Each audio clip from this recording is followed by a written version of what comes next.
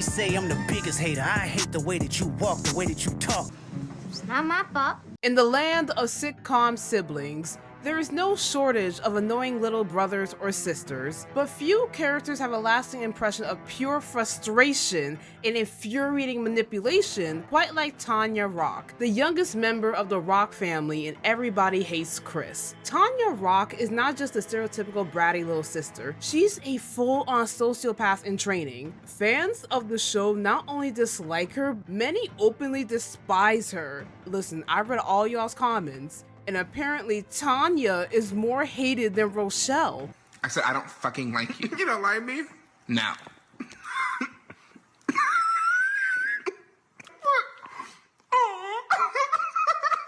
I don't give a fuck.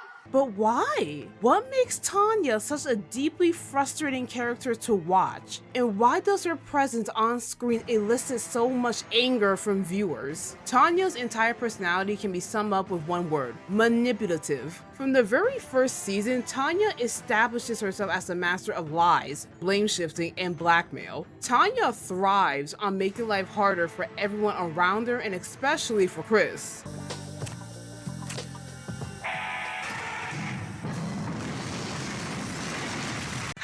Yes, the great kitchen fire that almost was. Tanya is the baby of the family, which basically meant she did whatever she wanted with zero consequences. But let's face it, when you got more kids than parents, somebody ends up raising somebody. And in this case, Chris got stuck babysitting Satan in pigtails. So picture this: Tanya, in her quest to make hot chocolate or commit arson, unclear, grabs a box of matches and almost blows up the house. Chris, being the only person in that kitchen with a working brain, snatches the matches out of her hands and scolds her before she burns down the house. Enter Rochelle,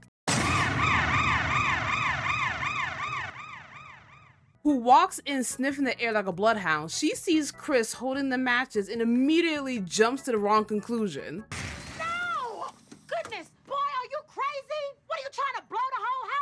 And where's Tanya in all this? Does she take accountability?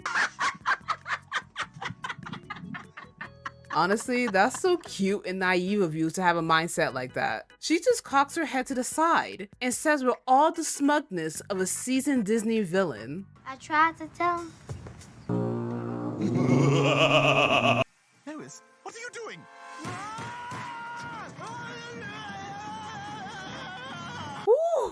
Oh my god, I saw red for a moment. That line alone is enough to make anyone's blood boil. It's that manipulative, passive-aggressive delivery that implies she knew better, when in reality, she's the one who almost blew up the house. And she says it with zero guilt, like she was just watching the disaster unfold. This moment isn't just funny, it's a textbook example of how Tanya weaponizes her innocence. She knows Rochelle won't question her version of the story. She doesn't even need to lie outright. She just tilts the story enough to shift the blame and make Chris look like the reckless one. It's gaslighting, it's manipulation, and it's peak Tanya. And it gets to the point where Tanya sets Chris up for trouble. He decides to duck out at Greg's house to avoid the wrath of his troublemaking sister. Look!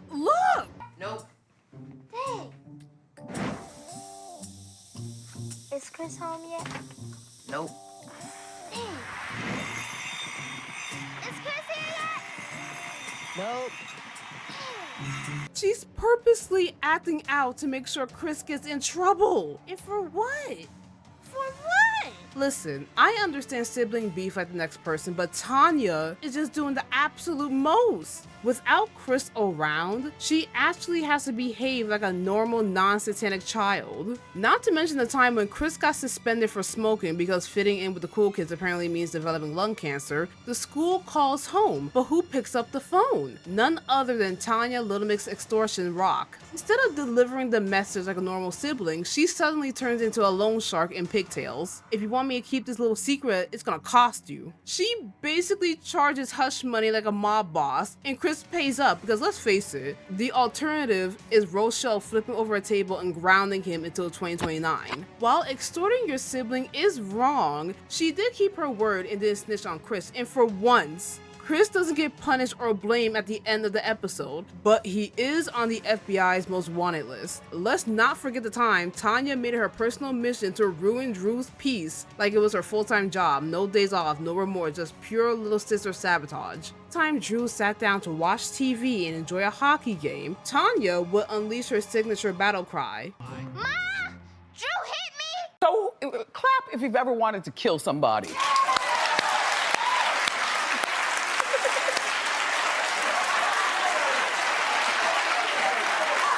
Cue Rochelle storming in like the law, ready to lay down justice. And of course, Drew on punishment. This went on like a broken record. Drew couldn't change the channel without catching a charge. He eventually admits to tapping Tanya on the wrist, and Rochelle teaching her son never to lay your hands on a girl, even if it's your annoying ass devil incarnated sister. Seeing that her son learns his lesson allows him to watch the hockey game.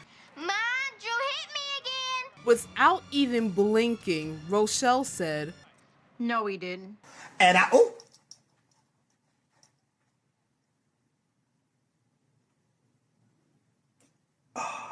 it's the way a smile stretched across my face, going ear to ear. I look like the Joker who just shot Barbara Gordon. Tanya froze like a deer in headlights, looking dumb. Caught in 4K, suddenly she wasn't so loud.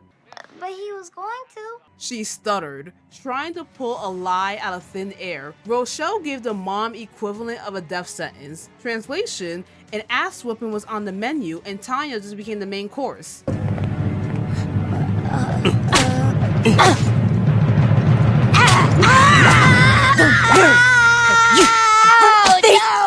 You must have lost your goddamn mind! Let's be so for real. 90% of Tanya's screen time is her doing something absolutely feral or something she knows she shouldn't be doing, watching Chris or Drew take the blame, then feigning innocence like she's auditioning for The Sound of Music. Fans despise her because she rarely, if ever, faces real consequences. When Tanya steals, lies, or terrorizes her brothers, Chris or Drew, mostly Chris, gets the punishment. This is a repeated pattern. Tanya does something awful, blames someone else, and gets away with it. That builds enormous resentment in viewers who can see the injustice but are powerless to change it. What's going on in here? I'm trying to take Drew's sock and he hit me. Boy, you better give her your sock. Ma! What is going on in here? I was trying to take Drew's breakfast and he hit me. Boy, you better give her your breakfast. Ma! What is going on in here? I'm trying to break Drew's arm and he hit me. Boy, you better let her break your arm.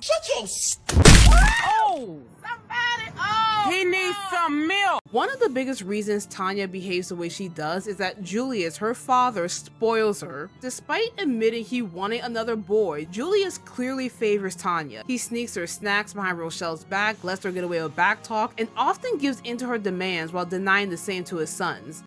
My father was crazy about Tanya.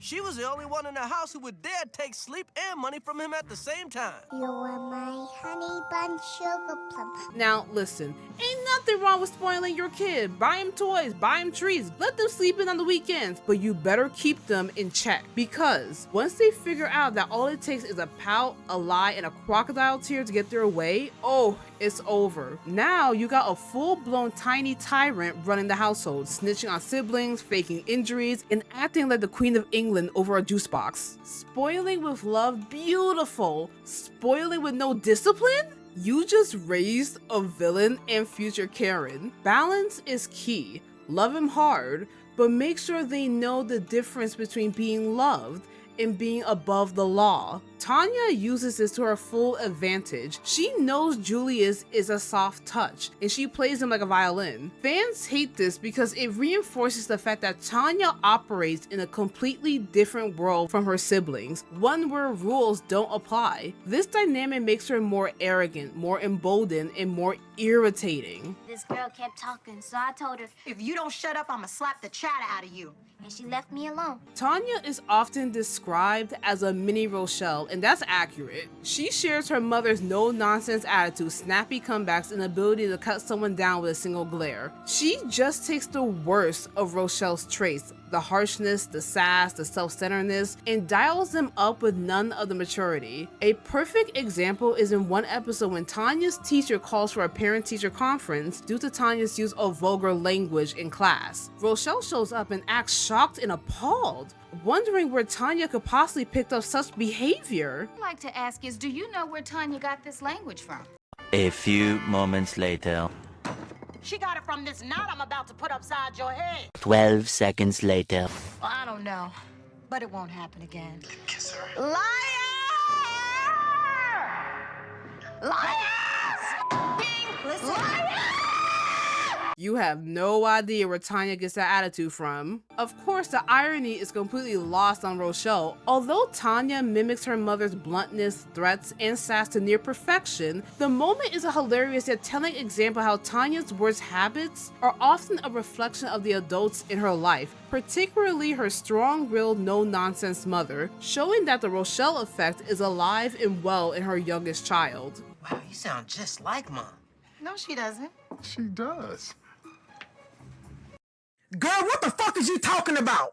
Now, to be fair, Tanya is not a one-dimensional character. There are brief, fleeting moments where she reveals a deeper emotional side, such as when Chris finally snaps at her and says he hates her. I hate you! I hate you! At that moment, Tanya is clearly hurt, showing that she cares about her brother's opinion, even if she doesn't show it most of the time. There's also her insecurity about not developing as quickly as other girls, leading to her to stuff a bra to appear more mature, which leads to a series of unfortunate events. Instead of logically hiding the bra in her room, Tanya hides it in her father's sock drawer, to which Rochelle finds. If she looks at the bra, first of all, this ain't my cup size, and 2, it's pink. Rochelle, in all her wisdom, believes Julius has a mistress and threatens to knife at his jugular. I mean, to be fair, how would you react to find a bra you know damn well isn't yours in your husband's sock drawer? Kill him. Do it. I pray and hope for my sake and yours to never find a love like this, cause baby, Rochelle was ready to commit first-degree murder. She's out here looking at gun magazines, wondering how painful a shotgun recoil would be. Anyway, back to Tanya and me trying to make her a sympathetic girl. Or the scene where she tries to make friends, but ends up rejected because the other girls are more interested in Drew. But these moments of humanity are so rare and subtle, they do little to redeem her in the eyes of fans. It's almost like the writers knew she was becoming too despicable and tried to soften her occasionally. But these small acts don't outweigh the sheer volume of torment she unleashes on Chris. You see, this is your fault. You were in there doing something that you ain't had no business doing, and the next thing you know, nobody's business is everybody's business. Are you gonna put me on punishment? Is that your business? No. You'll find out what happens to you when it happens to you. Now go upstairs. At the end of the day, Tanya represents the unchecked power of a spoiled child in a household full of chaos. She is one of the primary reasons Chris could never catch a break, even at home. She exploits every weakness her parents have, uses every opportunity to ruin her brother's lives, and does it all with a smug, self-satisfied attitude. Unlike other sitcom brats like Megan Parker from Drake and Josh, who at least have redeeming moments or funny one-liners, Tanya often lacks humor in her cruelty. It's not just sibling rivalry, it's personal. Viewers don't laugh with her, they grimace. They don't see her as a lovable nuisance, they see her as a bully in a little girl's body. She triggers an emotional response from viewers, but the response is usually frustration, anger, and a desire to see her finally get what she deserves. And in a show like Everybody Hates Chris, fans hate Tanya the most. And as always, don't forget to like, comment, and subscribe to that notification bell so you never miss an update. And I'll see you guys next time. Bye!